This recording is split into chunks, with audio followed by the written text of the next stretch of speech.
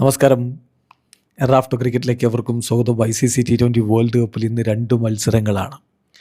രണ്ടും ടീം ഇന്ത്യക്ക് അതിനിർണായകവുമാണ്. അത്യപൂർവമായ ഒരു സ്ഥിതിവിശേഷമാണ്. കാരണം ഇന്ത്യയുടേതല്ലാത്തൊരു മത്സരം ഇന്ന് വൈകിട്ട് 3 മണിക്ക് നടക്കുന്നുണ്ട്. അഹമ്മദാബാദിലെ മൊട്ടേറ സ്റ്റേഡിയത്തിലാണ് ഈ മത്സരം നടക്കുന്നത്.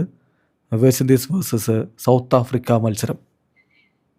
ഈ കളിയിൽ വെസ്റ്റ് ഇൻഡീസ് ജയിച്ചാൽ ഇന്ത്യക്ക് കാര്യങ്ങളാകെ പാടായി മാറും. പുറത്താവുന്നല്ല, കോംപ്ലിക്കേറ്റഡ് ആവും.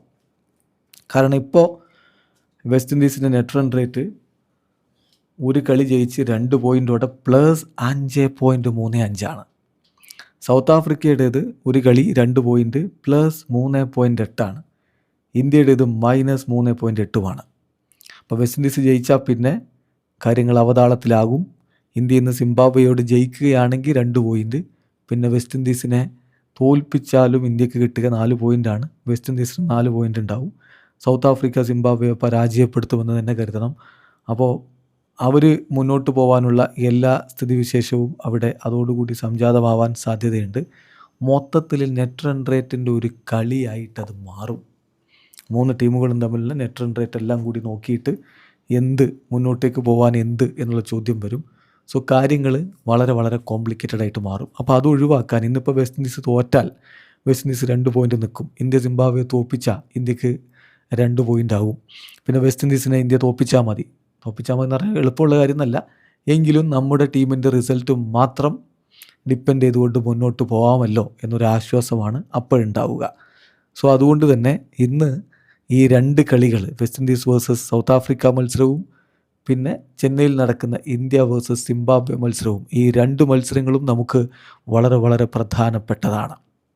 അപ്പോൾ ഇന്ത്യയുടെ മത്സരം west Indies versus south Africa മത്സരത്തിന് ശേഷമാണ് എന്നുള്ളത് കൊണ്ട് തന്നെ എന്താണ് തങ്ങളുടെ മുന്നിൽ വരാനിരിക്കുന്നത് എന്നതിനെക്കുറിച്ച് കുറച്ചുകൂടി വ്യക്തമായൊരു ചിത്രം ലഭിച്ച ശേഷമാണ് ഇന്ത്യ കളിക്കുക എന്നുള്ള ഒരു അഡ്വാൻറ്റേജ് ഉണ്ട്. അതനുസരിച്ച് സിംബാബ്വേക്ക് മേലെ ആക്രമണം അഴിച്ചുവിടാനും കഴിഞ്ഞേക്കും. പക്ഷേ ഇതൊക്കെ പറയുമ്പോഴും സിംബാബ്വെ നമ്മളങ്ങ് അത്ര ചെറുതായി കാണേണ്ടതില്ല. ശരിയാണ്, അവർ സൂപ്പർ 8 ആദ്യ കളിയിൽ തകർന്നു പോയിട്ടുണ്ട്. അത് നമ്മളും തകർന്നതാണ്. പിന്നെ സിംബാബ്വെ വമ്പന്മാരെയൊക്കെ വീഴ്ത്തിയിട്ടാണ് വരുന്നത്. ഓസ്ട്രേലിയക്ക് പണി കൊടുത്തിട്ടാണ് വരുന്നത്. ഓസ്ട്രേലിയക്ക് പണി കൊടുത്ത ശ്രീലങ്കയിലിട്ട് പണി കൊടുത്തിട്ടാണ് വരുന്നത്.